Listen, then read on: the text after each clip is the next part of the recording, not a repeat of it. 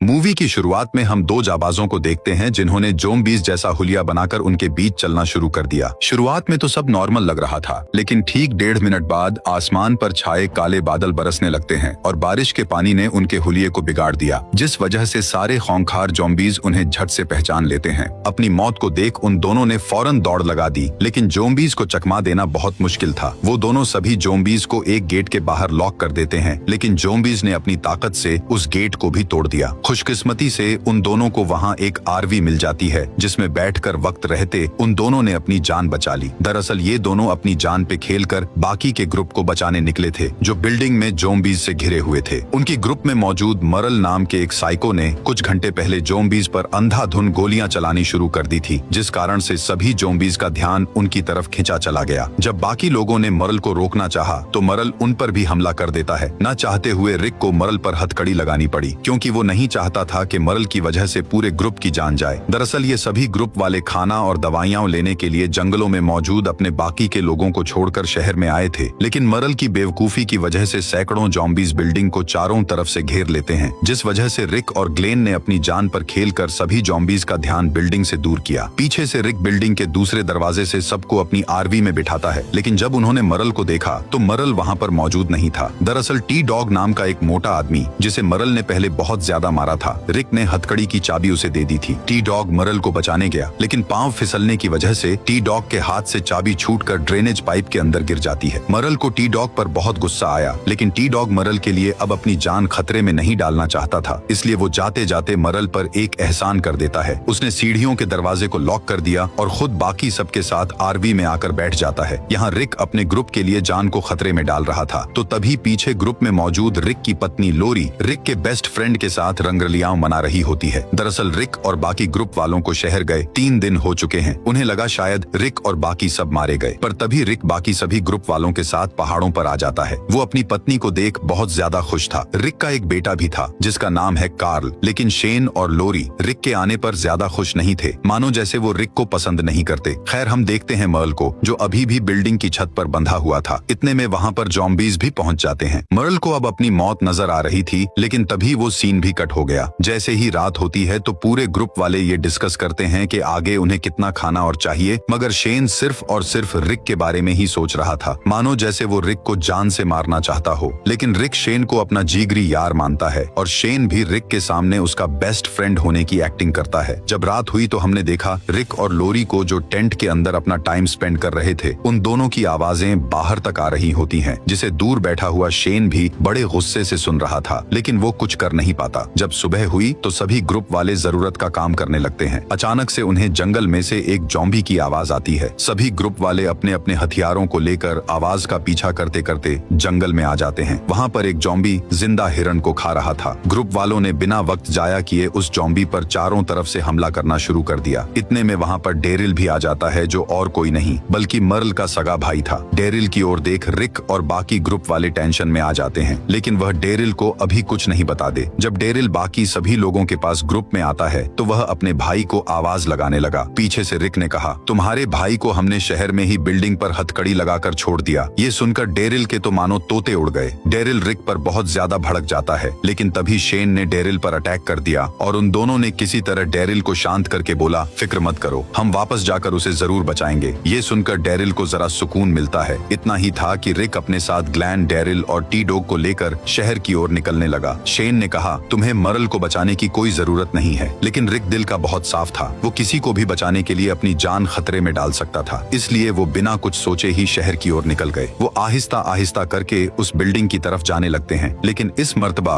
वो ज़ॉम्बीज़ से बचते बचाते हुए पीछे वाले रास्ते से जाने लगे। बिल्डिंग के अंदर एंटर हुए और वो जैसे ही छत पर पहुंचे तो वहाँ पर पहले से ही टीडो की लगाई हुई चेन मौजूद थी, मगर दरवाजा खोलकर आगे जाने के बाद उन्हें पता चलता है कि यहाँ मर्ल तो मौजूद ही नहीं है। वहाँ पर था तो सिर्फ मर्ल का कटा हुआ हाथ। मर्ल ने अपना हाथ काटा और अपने आप को फ्री कर लिया, या हो सकता है कि मर्ल को ज़ॉम्बीज़ चीर फाड़ करके खा गए। इधर दूसरी तरफ हम देखते हैं ग्रुप का सीन, जहाँ माइकल नाम का आदमी अपनी बीवी पर रोब जमा रहा था। तभी एंड्रिया नाम की औरत माइकल की पत्नी केरल को बोलती है, तुम्हें माइकल से डरने की कोई जरूरत नहीं। लेकिन केरल ने बोला, प्लीज एंड्रिया, तुम हमारे बीच मत आओ। लेकिन माइकल भी एकदम मर्ल की तरह सनकी था। ये सब कुछ दूर खड़ा हुआ शेन भी देख रहा होता है, इसलिए जैसे ही एंड्रिया ने माइकल को दफा हो जाने का कहा तो माइकल उन पर हमला कर देता है। इतने में पीछे से शेन आया और माइकल को नीचे गिराकर उस पर घूंसों की बारिश करने लगता है। मारते मारते उसने माइकल को अधमरा कर दिया। दरअसल शेन को सारा का सारा गुस्सा तो रिक पर था जो माइकल पर निकला, लेकिन आखिरकार उसने माइकल को छोड़ दिया और वहां से चला गया। यहाँ हम देखते हैं डेरिल को, जिसने एक रुमाल में अपने भाई का बाकी बचा हुआ हाथ रखा और उसे ग्लेन के बैग में डाल देता है। लेकिन डेरिल अपने भाई की तरह संखी बिल्कुल भी नहीं था। वो अपने भाई से प्यार तो करता था, लेकिन वो भी ग्रुप वालों की सेफ्टी चाहता था, इसलिए वो इस सिचुएशन को ज्यादा गंभीर नहीं बनाता। वो सब लोग फिलहाल शहर में ही रुकने का प्लान बनाते हैं क्योंकि जल्द ही रात हो जाएगी। सुबह होते ही वो यहाँ से निकल जाएंगे। यहाँ हम देखते हैं कैंप के अंदर रात का सीन, जहाँ सब लोग आग के इर्द गिर्द बैठकर खाने को एंजॉय कर रहे थे। इतने में माइकल जैसे ही अपने टेंट से बाहर आया तो उसके सामने एक खूंखार जोम्बी खड़ा था जो पलक झपकते ही उस पर टूट पड़ा। पीछे से बाकी सब जोम्बीज भी आकर उसे चीर फाड़ करके मार डालते हैं। यहाँ बाकी के लोग इस बात से बेखबर थे। तभी एंड्रिया की बहन एमी जैसे ही वैन में से कैचअप लेने जाती है तो एक जोम्बी ने उस पर भी हमला कर दिया। वो एमी की बाजू को काट लेता है, जिस कारण एमी ने जोर से चिल्ला दिया। ग्रुप वाले फौरन अलर्ट हो गए। शेन और बाकी सभी लोग अपनी अपनी गन को लेकर जोम्बीज का सामना करने लगे, लेकिन जोम्बीज की तादाद हद से ज्यादा थी। यहाँ हम देखते हैं रिक और बाकी सभी लोगों को, जिन्होंने शहर में ही अपना फैसला बदल लिया था और रात होने पर वो शहर में नहीं बल्कि कैंप की ओर आने लगते हैं। उन्हें दूर से ही कैंप से आने वाली गोलियों की आवाजें आने लगी। वो बिना वक्त जाया किए कैंप की ओर भागने लगे। यहाँ जोम्बीज ने कैंप के तकरीबन 12 लोगों को जान से मार दिया था। एंड्रिया ने अपनी बहन को बचाने की कोशिश की, लेकिन वो नाकाम हो जाती है। जोम्बीज आहिस्ता आहिस्ता करके चारों तरफ से कैंप की तरफ बढ़ रहे थे। इतने में रिक और बाकी सभी लोग भी वहाँ पहुँच गए, जिनके पास रास्ते में मिली हुई गन भी होती है। वो एक एक करके सभी जोम्बीज को जान से मार डालते हैं और किसी तरह करके हालातों को काबू में करने लगे। सभी लोगों ने मरने वाले लोगों को एक जगह पर इकट्ठा कर दिया और वो दहशत से भरी हुई रात खत्म हो जाती है। जैसे ही सुबह हुई तो सभी ग्रुप वाले ये जगह छोड़ने का फैसला करते हैं, क्योंकि अब ये पहाड़ भी उनके लिए सेफ नहीं थे। वो सब निकलने ही वाले थे कि उन्होंने देखा एंड्रिया को, जो अभी भी पिछले 13 घंटों से अपनी बहन के पास बुत बनकर बैठी थी। रिक उसे सहारा देने के लिए जैसे ही आगे बढ़ा तो एंड्रिया ने उस पर गन पॉइंट कर दी, इसलिए रिक कुछ कहे बिना ही दूर चला जाता है। यहाँ डेरिल, जिसने अभी अभी अपने भाई को खोया था, वो बिना शोक मनाए ग्रुप की मदद करने लगता है। इतने में हम देखते हैं डेविड नाम के आदमी को, जिसे अपनी तबीयत कुछ ठीक नहीं लग रही थी, मगर फिर भी वो किसी को बिना बताए लगातार काम ही किए जा रहा होता है। जब वो लीना नाम की औरत के पास आया तो लीना को उसकी हालत कुछ ठीक नहीं लगती, इसलिए वो बाकी सभी ग्रुप वालों को डेविड के बारे में बता देती है। बिना वक्त जाया कि ये सभी ग्रुप वाले डेविड को पकड़ लेते हैं और जब डेरिल ने उसकी शर्ट ऊपर की तो हमें पता चला कि डेविड को जॉम्बी ने काटा हुआ है और वो जल्द ही जॉम्बी में बदल जाएगा। इसलिए सभी ग्रुप वाले ये फैसला करते हैं कि उनको डेविड को अपने साथ ले जाना चाहिए या नहीं। रिक ने कहा, हम किसी को भी पीछे नहीं छोड़ सकते, मगर शेन इस बात पर राजी नहीं था। शेन कहता है, मानो या ना मानो, अब डेविड एक जॉम्बी है, उसका हमसे दूर चले जाना ही बेहतर होगा। लेकिन डेरिल और रिक कहते हैं कि जब तक वो जॉम्बी नहीं बनता तब तक हम उसे अपने साथ रखेंगे और उसकी हिफाजत करेंगे। यहाँ बेचारा डेविड बहुत दर्द में था, जिस कारण से सबको डेविड पर बहुत ज्यादा तरस आता है और वो डेविड को अपने साथ ले जाने के लिए मान जाते हैं। इधर हम देखते हैं डेरिल को, जो ग्रुप में सबसे बूढ़ा था। पूरे ग्रुप वाले डेरिल की हर एक बात मानते थे। वो एंड्रिया के पास आया और उसे समझाता है, देखो बेटी, अब कुछ भी नहीं है जो हम कर सकते हैं, इसलिए अपनी बहन को संतुष्टि देने के लिए उसे जला दो। इतना कहकर डेल जैसे ही वहाँ से दूर गया तो पीछे से एमी ने अपनी आंखें खोल ली। एंड्रिया को लगा शायद एमी अभी भी जिंदा है, लेकिन असलियत में एमी अब एक जॉम्बी बन चुकी थी। सभी ग्रुप वाले ये देख बहुत डर गए, लेकिन अब एंड्रिया ना चाहते हुए भी अपनी बहन एमी को गन से शूट कर देती है, जिससे एमी फाइनली मारी गई। सभी लोगों ने डेड बॉडीज को इकट्ठा किया और उन्हें एक जगह पर दफना के अपनी अपनी गाड़ी में बैठकर वहाँ से निकलने लगे। यहाँ हम देखते हैं डेविड को, जिसे लगातार जॉम्बीज के खतरनाक विजन्स आ रहे थे, क्योंकि अब वो भी जॉम्बी बनने वाला है। रिक डेविड के पास आता है। रिक ने कहा, तुम अगर चाहते हो कि हम रुक जाएं तो हम रुक जाएंगे, अगर चाहते हो कि हम अपना सफर जारी रखें तो हम ऐसा ही करेंगे। डेविड ने कहा, तुम मेरी चिंता मत करो, तुम लोग अपनी फिक्र करो, मैं तो वैसे भी मरने वाला हूँ। ये सुनकर वहाँ पर मौजूद सभी मायूस हो जाते हैं और सभी लोग पहाड़ों को छोड़कर किसी नई लोकेशन पर जाने लगे। चलते चलते उन्हें 3 दिन बीत जाते हैं और अब फाइनली डेविड की हालत बहुत ज्यादा खराब हो रही थी। उसका रंग पीला पड़ रहा था